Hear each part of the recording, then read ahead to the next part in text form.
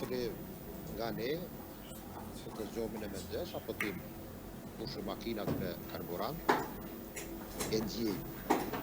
Do thotë të gjithë në një farë mënyre ka impakt të gjithë kjo luftë, sidomos edhe individualisht në gjepat tona dhe në ekonomitë familjare, por në përgjithësi edhe në ekonominë e vendit të shtetit ku jetojmë.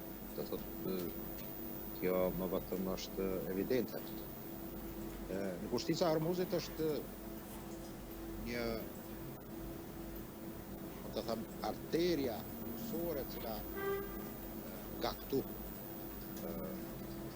hyn dhe dal ka kërë dhe anijet që portin në naftën dhe gazin në pjesë të tjera, një pesta furnizimit të botës në naftë. Dhe kjo është, mendoj, pika më kritike ose arma më e fortë që ka përdorur Irani. Mendoj që për momentin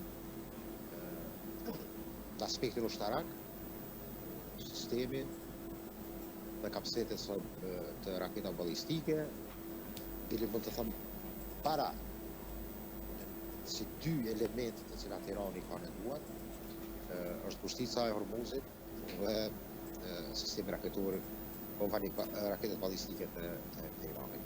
Dhe thotë në këto dy elemente strategjia e Iranit të shtetat e cila ju shkakton dhimbje kundërshtarëve të tyre. Dhe mendoj që për ekonominë të dalë në pyetjen e juaj, botërore është jashtëzakonisht një goditje e rëndë e cila ka të bëjë dhe që lidhet pastaj në çdo proces zgjeror, në çdo sferë të prontarisë, të industrisë dhe ekonomisë së secilit vend në botë. Nuk ka parasysh India po pretendon.